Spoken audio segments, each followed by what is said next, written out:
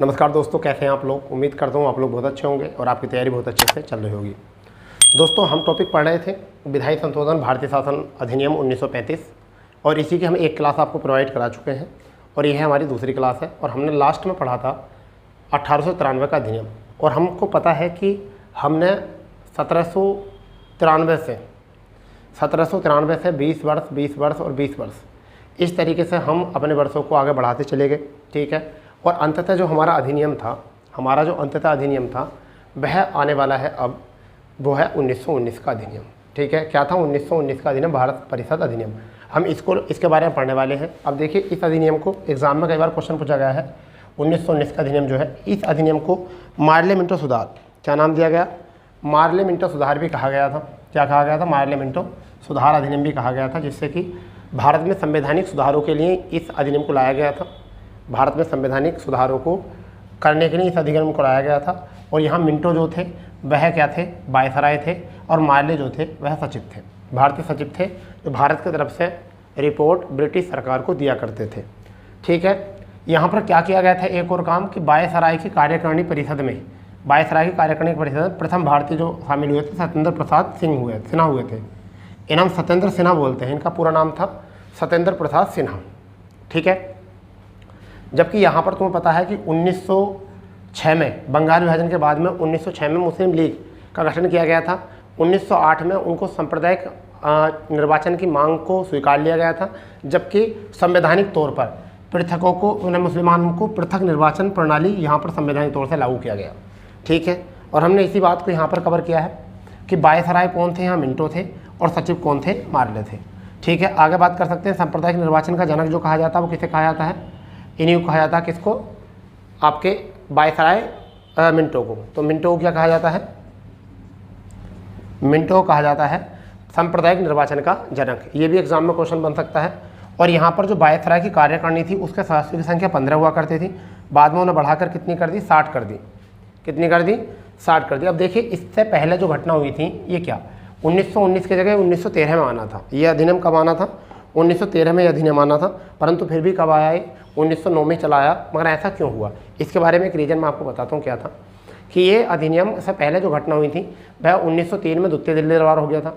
1905 में जो है आपने देखा होगा बंगाल विभाजन हो गया था। 1905 में स्वदेशी आंदोलन हो गया था, बहिष्कार आंदोलन हो गया था। 1906 में मुस्लिम लीग की स्थापना हो गई थी। 1907 में सूरत अधिवेशन हो गया था, जहाँ पर नरम दल गरम दल अलग हो गए थे। ठीक है। 1908 में पृथक निर्वाचन। इतनी घटनाएं घटने के बाद ब्रिटिश सरकार को लगने लगा था, यानी कि कंजर्वेटिव पार्टी को लगने लगा था कि कहीं ना कहीं देश में संवैधानिक सुधार की ज़रूरत है और ऐसा ना हो कि कोई एक बड़ा विद्रोह जो है उठकर खड़ा हो जाए। इसलिए हमें जो है इस संवैधानिक सुधार के लिए बात करनी चाहिए और देश में जो भारतीय लोग थे उनको आश्वासन देते हुए कि हम आपके लिए एक सुधार लेकर आ रहे हैं, जिसे हम कहते हैं मार्ले मिंटो सुधार, यानी मार्ले मिंटो सुधार, कि जिसमें आपके मिंटो जो रहेंगे वायसराय रहेंगे, हमारी तरफ से रहेंगे, और मार्ले जो है वो आपकी तरफ से रहेंगे, सचिव रहेंगे। इन दोनों के मिलकर एक सुधार को हम कहेंगे मार्ले मिंटो सुधार। और ये आपके परिषद अधिनियम को क्या करेगा? संशोधन करेगा। तो हमने यहाँ ये देखा है कि 1903 में द्वितीय दिल्ली दरबार हुआ था। 1905 में बंगाल विभाजन हुआ था। 1905 में स्वदेशी आंदोलन, बहिष्कार आंदोलन हुआ था। और मुस्लिम लीग की स्थापना 1906 में हुई थी। और सूरत अधिवेशन 1907 में हुआ था। इसके बाद में आपकी और घटनाएं हुई। ये तो हुआ ही हुआ 1909 में। 1909 के बाद में तुमने देखा 1911 में दिल्ली का स्थानांतरण हुआ। 12 में दिल्ली बन गई थी। तृतीय दिल्ली दरबार 1911 में हुआ। 13 में आपने देखा होगा, 13 में एक अलग पार्टी गठित हुई कांग्रेस से अलग होकर। ठीक है। 15 में गांधी जी का आगमन हुआ। ठीक है। और 16 में लखनऊ पैक्ट हुआ। 16 में क्या हुआ? 1916 में लखनऊ पैक्ट हुआ। 17 में आपने देखा होगा कि चंपारण सत्याग्रह। 18 में खेड़ा सत्याग्रह और 18 में ही अहमदाबाद मिल हड़ताल। और 19 में जाकर जो है आपका क्या हुआ? जलियांवाला बाग हत्याकांड। ठीक है। और जलियांवाला बाग हत्याकांड पर क्या था? जलियांवाला बाग हत्याकांड के साथ साथ इससे पहले हम आपको बताते हैं कि एक अधिनियम आया था जलियांवाला बाग हत्याकांड से पहले, 1919 का भारत शासन अधिनियम। इसे कहा गया था मॉन्टेग्यू चैम्सफोर्ड सुधार। और कब घोषणा की गई थी इसकी? 20 अगस्त 1917 को उसकी घोषणा की गई थी। ठीक है। इसे लागू भी जो किया गया था भारत में 1921 में किया गया था। तो देश में सुनने को ये आ रहा था कि एक ऐसा कानून पारित होने वाला जिसमें बिना दलील बिना वकील केवल शक के दायरे पर जो है आपको गिरफ्तार किया जा सकता है। ठीक है। जिसे हम काला कानून भी कहते हैं, जिसे रोलेट एक्ट भी कहते हैं। क्या कहते हैं? रोलेट एक्ट भी कहते हैं। तो वो भी 1919 में आया था। कहते हैं रोलेट एक्ट जो कहते हैं 1919 में आया था। इसी के विरोध को लेकर जनता इकट्ठी हो रही थी, इसी चीज़ के विरोध को लेकर जनता इकट्ठा हुई थी, ठीक है। और उसी के लिए जो है संशोधन हो रहा था और एक आंदोलन चल रहा था जिससे कि बहुत सारे लोग एकजुट हो रहे थे। और उसी में एक तो सत्यपाल मलिक और किचलू, इनको जो है गिरफ्तार कर लिया गया। उसी पर चर्चा चल रही थी जलियांवाला बाग में, और वहाँ पर जो है जनरल डायर ने गोली चला दी थी। तो वही था आपका साइमन मतलब जलियांवाला बाग हत्याकांड, ठीक है। और जलियांवाला बाग हत्याकांड के लिए बाद में क्या शुरू हुआ था? असहयोग आंदोलन शुरू हुआ था। असहयोग आंदोलन के बाद में क्या हुआ था? चोरा चोरी हुई थी और HRA और फिर काकोरी कांड। ये घटना जो है इनके बीच में घटी, परंतु हमारा मतलब कुछ और है यहाँ समझना। तो देखिए इसका उद्देश्य क्या था, इस अधिनियम का उद्देश्य क्या था 1919 का? भारत में उत्तरदायी शासन की स्थापना करना। आप कोई भी पेपर उठा के देखिए, उसमें देखिए आपको जितने मैंने की पॉइंट लिखे हैं बिल्कुल सारे यहाँ से ही क्वेश्चन पूछता है, एकदम एक्यूरेट यहाँ से क्वेश्चन पूछता है। तो इसका उद्देश्य क्या था इस अधिनियम का? भारत में उत्तरदायी शासन की स्थापना कराना था, ठीक है। द्विसदन व्यवस्था लागू करी गई थी। इसमें लोकसभा राज्यसभा पहली बार द्विसदन व्यवस्था लागू की गई थी। प्रत्यक्ष निर्वाचन व्यवस्था शुरू की गई थी यहाँ पर ही, और यहाँ पर ही संघ लोक सेवा का गठन किया गया 1926 में, ठीक है।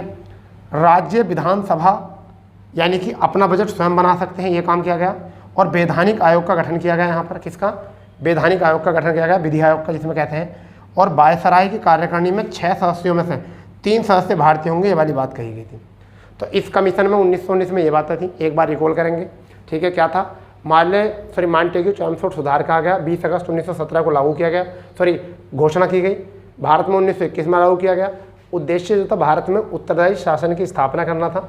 द्विसदन व्यवस्था थी जो लोकसभा राज्यसभा में आई, इसी में प्रत्यक्ष निर्वाचन व्यवस्था लागू की गई। और संघ लोक सेवा आयोग का गठन 1926 में इसी के अंतर्गत किया गया। और भैया राज्य विधानसभा और अपना बजट स्वयं बना सकती है, वाली बात कही गई इसमें। और वैधानिक आयोग का गठन इसमें किया गया था। और वायसराय की कार्यकारिणी 6 में से 3 सदस्य जो होंगे भारतीय होंगे। और इसके बाद जो घटना घटी वो घटी जलियांवाला बाग हत्याकांड, असहयोग आंदोलन 20 में, और 22 में चोरा चोरी घटना, 1922 में चोरी चोरा घटना। और HRA 1924 में क्या हुआ था? HRA। और 1925 में आपका आ गया काकोरी कांड। और फिर 1928 में जो है आपका HSRA की स्थापना। और 1927 में आ गया था साइमन कमीशन। और इसी के साथ चलते चलते जो है 3 द्वितीय गोलमेज सम्मेलन हुए, यहाँ पे समन्वय अवज्ञा आंदोलन किया। और इन सारी घटनाक्रमों के बाद में जब जाकर एक अधिनियम आया हमारे पास, जो आया भारत शासन अधिनियम 1935। तो अब हम जो पढ़ने वाले हैं भारत शासन अधिनियम 1935 पढ़ने वाले हैं। इसके बाद क्या पढ़ने वाले हैं? भारत शासन अधिनियम 1935, जो हमारे लिए पैट के लिए बहुत इंपॉर्टेंट है। और यही हम बिल्कुल सिलेबस के अनुसार बात कर रहे हैं, जहाँ से भी क्वेश्चन पूछा जा रहा है, ठीक है भाई। तो इसमें हम बात कर चुके हैं, ठीक है। अब बात करने वाले हैं 1935 का भारत शासन अधिनियम, ठीक है भाई। तो क्या है हमारा ये भारत शासन अधिनियम? भारत शासन अधिनियम, शासन अधिनियम 1935, ये हमें देखना है। और क्या है इसमें, इसकी बात हम करने वाले हैं। तो देखिए क्या था इसमें। पहली घटना तो हम यहाँ ये करेंगे कि इसमें धाराओं की संख्या कितनी थी? धाराएं कितनी थी? 321। अनुसूची कितनी थी? अनुसूची कितनी थी? 10 अनुसूची थी, ठीक है भैया। तो पहली घटना तो ये हुई। तीसरी घटना ये प्रांतों में द्वैध शासन जो कब लगा था? द्वैध शासन कब लगा था? 1919 में लगा था। इसे हटाकर क्या कर दिया था? केंद्र में द्वैध शासन शुरू कर दिया था। कब? 1935 में। तो ये वाली डेट जो है बड़ी याद रखनी है। प्रांतों में द्वैध शासन 1919 में लगा था, उसे क्या कर दिया था? समाप्त कर दिया था। और केंद्र में द्वैध शासन क्या कर दिया था? शुरू कर दिया था 1935 में। बड़ी अच्छे तरीके से याद रखनी है आपको यहाँ पर। फिर दूसरी बात यहाँ पर एक और है, केंद्र व राज्यों में शक्तियों का बंटवारा हो गया था। इसी में, ठीक है भैया। और वो बंटवारा कैसा हुआ था? एक होती है संघ सूची, तो उस समय पे इसमें कितने विषय थे? 59। एक होती है राज्य सूची, उसमें कितने विषय थे उस टाइम पर? 54। और तीसरी होती है समवर्ती सूची, तो उस समय पर 1935 में कितने थे? 36 सदस्य, 36 विषय थे। वर्तमान में इनकी संख्या जो है वो क्या हो चुकी है? इनकी 100 हो चुकी है लगभग। इनकी संख्या जो है वो आपकी 52 हो चुकी है, समझ गए, सॉरी कितनी हो चुकी है यहाँ पर?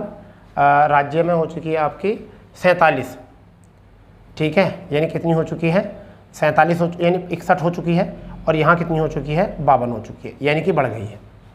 ये पहले क्या होती थी? 66 होती थी, ठीक है, 61 होती थी, और अभी कितनी हो चुकी है? 61 हो गई है अब, और 52 हो गई है। तो वर्तमान में आप इसको एक बार देख लेना, जबकि उस समय पर ये कंडीशन क्या थी? 59, 54 और 36 थी यहाँ पर, ठीक है। एक काम ये हुआ था।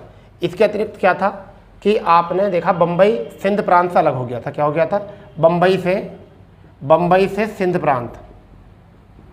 सिंध प्रांत अलग हो गया था, ठीक है, एक ये बात है। भारत से बर्मा, जिसे म्यांमार कहते हैं, बर्मा का पृथक्करण हो गया था।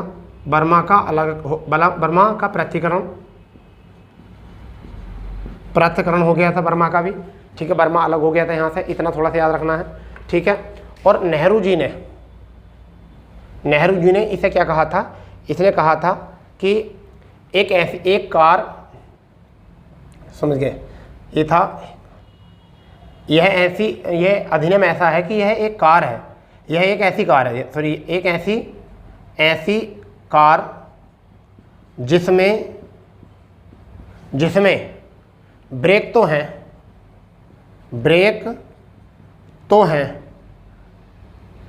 पर इंजन नहीं, ये वाली बात नेहरू जी ने इसी कहा था। और आपने देखा होगा संघ लोक सेवा आयोग, एक तो होता है आपका यूपीएससी, और एक होता है स्टेट पीएससी, ठीक है।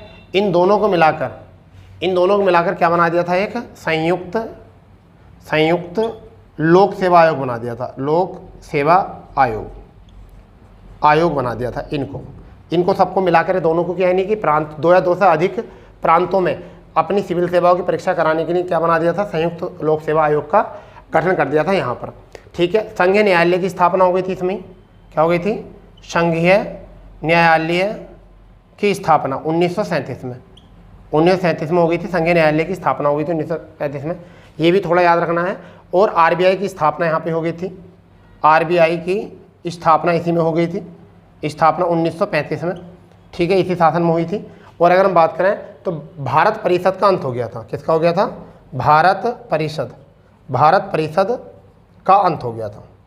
तो ये मुख्य बात आपको याद रखनी है 1935 का अधिनियम में से, और कोई ज़्यादा बात आपके एग्जाम में आएगी नहीं, ये बात अपने माइंड में कर लो। देखिए क्या है, भारत शासन अधिनियम 1935, धाराओं की संख्या 321, अनुसूची कितनी थी? 10। प्रांतों में द्वैध शासन समाप्त कर केंद्र में द्वैध शासन शुरू कर दिया था 1935 में। केंद्र में राज्यों में शक्ति को बंटवारा कर दिया था। पहले एक जगह शक्ति होती थी, संघ में 59 विषय हो गए थे, राज्य में 54 हो गए थे, समवर्ती में 36 हो गए थे, यानी कि अलग अलग कर वसूलने की प्रक्रिया शुरू हो गई थी। बम्बई से सिंध प्रांत अलग हो गया था। भारत से बर्मा का पृथक्करण हो गया था। नेहरू जी ने इस अधिनियम को ऐसा कहा कि ऐसी कार है जिसमें ब्रेक तो है पर इंजन नहीं है। 2 या 2 से अधिक राज्यों के लिए संयुक्त लोक सेवा आयोग का गठन किया गया। संघीय न्यायालय की स्थापना 1937 में की गई। भारतीय परिषद का अंत किया गया, और आरबीआई की स्थापना। और भी बहुत सारी घटना थी इसमें, परंतु हमारी भारत शासन अधिनियम के अनुसार जो है यही घटना जो थी हमारे सर्वोपरि थी। तो दोस्तों हमने आपका ये टॉपिक कवर किया है, ठीक है। इसके बाद जो भी टॉपिक होगा हम बात करेंगे उस पर कल, ठीक है। तो लगातार हम सिलेबस की ओर बढ़ रहे हैं, ठीक है। तो अगर आपको सेशन में मज़ा आ रहा हो तो अपने दोस्तों में शेयर करें। और हमारी लगभग 40 क्लासें होने वाली हैं इसमें पैट में, और आप पैट ही नहीं और भी बहुत सारे एग्जाम जो है यहाँ से आप निकाल सकते हो अगर आपने इसे अच्छे ढंग से तैयार किया तो, ठीक है दोस्तों। तो मिलते हैं नई क्लास के साथ। जय हिंद, जय भारत, वंदे मातरम।